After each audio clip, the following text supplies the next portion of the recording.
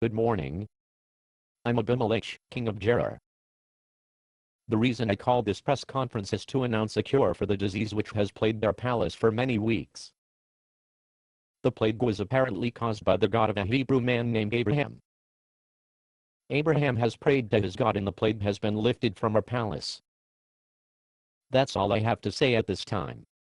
Your Majesty, can you tell us the nature of the plague that affected your palace? Well, it's rather embarrassing really. The plague was not painful or disfiguring. It merely prevented my wives from getting pregnant. Can you tell us when you first noticed that your wives were not getting pregnant? Yes. As many of you know, I have dozens of wives. And for a long time it seemed that 2 or 3 of my wives were getting pregnant every month. Then a few weeks ago, new pregnancies ceased. It was like a door slammed shut. What made you think that it was the God of this Hebrew, named Abraham, who has slammed the door? He said so. The God said so? This God spoke to you? Yes. He came to me in a dream one night and said, "You are as good as dead because of the woman you have taken. The woman Sarah is married to Abraham the Hebrew." I said, "Lord, I admit that I took the woman as my wife.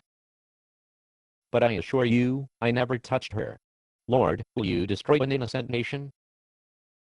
The Hebrew Abraham told me Sarah was his sister. And when I asked her, she told me Abraham was her brother. I have done this with a clear conscience and clean hands. Then this God told me, "Yes, I know you did this with a clear conscience, and so I have kept you from sinning against me. That is why I did not let you touch her. Now return the man's wife, for he is a prophet, and he will pray for you, and you will live. But if you do not return her, you may be sure that you and all yours will die." So I returned Sarah to her husband. The Hebrew Abraham prayed for me.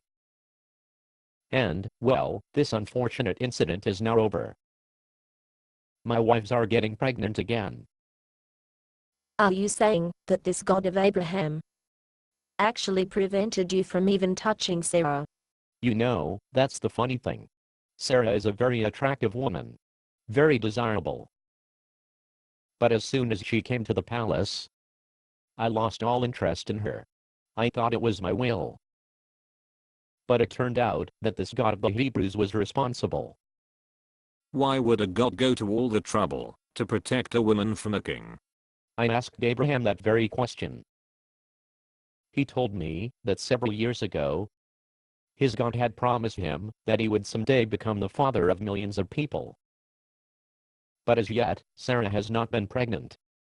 Abraham thinks that if there was even the vaguest possibility that I fathered the child, the God of Abraham wouldn't get credit for a miraculous birth.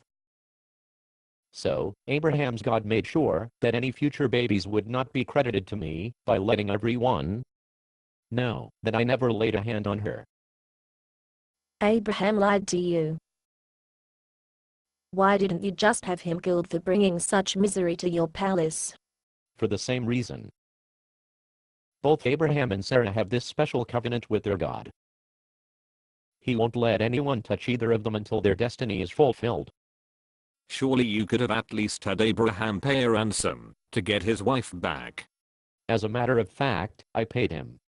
You paid Abraham. Hey, this God of Abraham's is powerful enough to prevent every one of my wives from getting pregnant. I'm not messing with him. Besides, this covenant that Abraham has with his God goes both ways. Anyone who harms Abraham gets harmed. According to the covenant, anyone who blesses Abraham will be blessed. I consider the payment to Abraham to be an investment in future blessings. But how do you know this investment will pay off?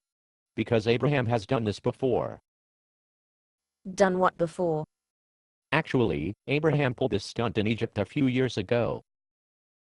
He told Pharaoh, king of Egypt, that Sarah was his sister too. And Pharaoh took Sarah as his wife.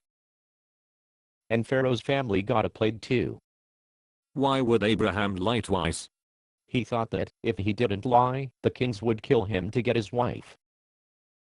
He was apparently less convinced than I am that his God could protect him. This guy's really a piece of work. Be careful how you talk about him. He's got God on his side.